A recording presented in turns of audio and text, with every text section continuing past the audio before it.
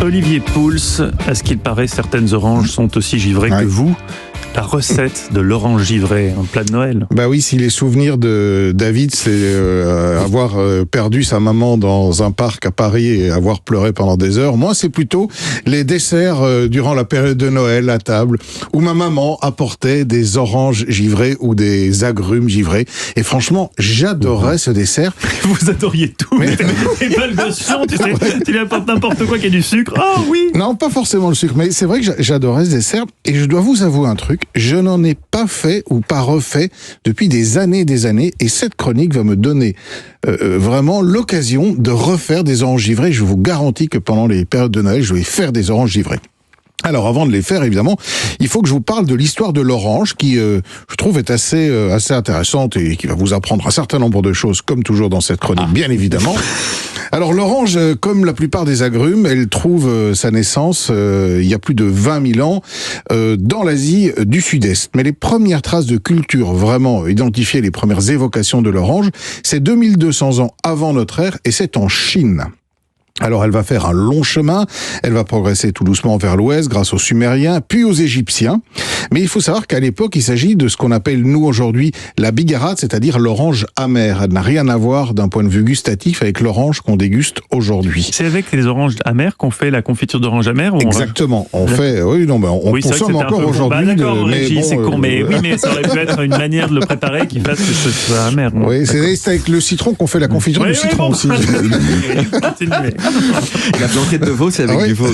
Et vous n'avez pas honte, un enfant qui a été abandonné sur un poté comme ça, c'est aux eaux vives.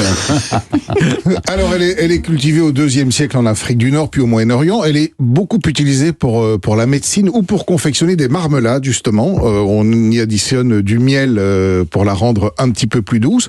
Les croisés vont la porter en Europe et là aussi il y a toujours pas de vrai succès pour cette orange amère qui correspond pas tout à fait à nos goûts.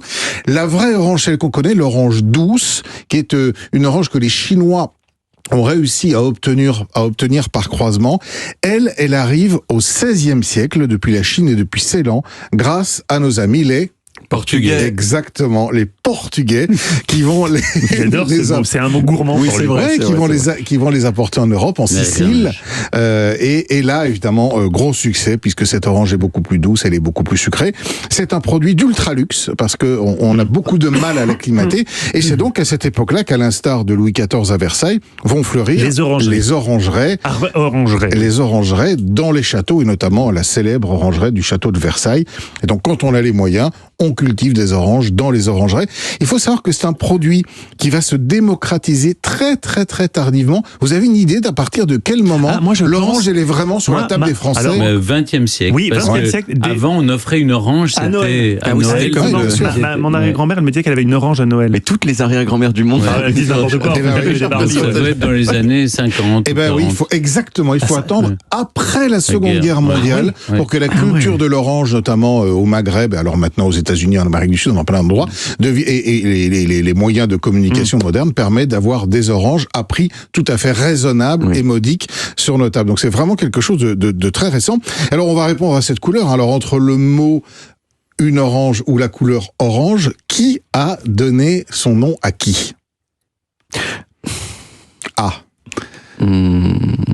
I don't know.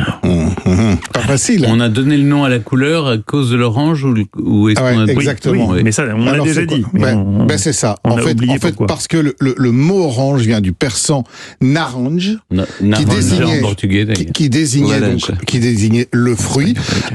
Et en fait, le naranj, les Français comprenaient naranj, une orange. Et donc alors on aurait dû dire une narange, mais on a dit naranj, orange.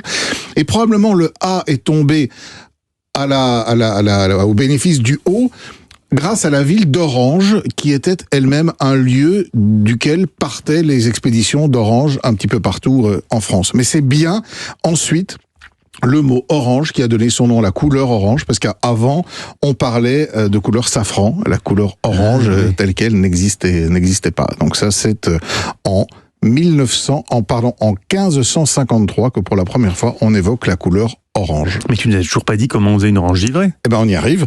Alors 4 oranges un citron vert, un petit peu de crème épaisse, 4 cuillères à soupe, 2 cuillères à soupe de sucre, un petit trait de Grand Marnier, parce que ça va permettre à la glace, ou plutôt on est entre une glace et un granité, d'être un petit peu plus aérien, d'être un peu moins dur. Donc on coupe le chapeau des oranges, on les évide, on place tout le contenu, la pulpe, la chair, etc. avec le sucre, le jus de citron, la crème, on mixe tout ça. On passe dans un chinois pour enlever les morceaux les plus gros. Et ensuite, soit on a une machine à turbiner, une machine à glace qu'on va faire tourner. Sinon, on met ça dans un pot au congélateur et toutes les 15 minutes, on vient bien remuer de manière à ce que ça ne devienne pas trop compact et pas trop dur.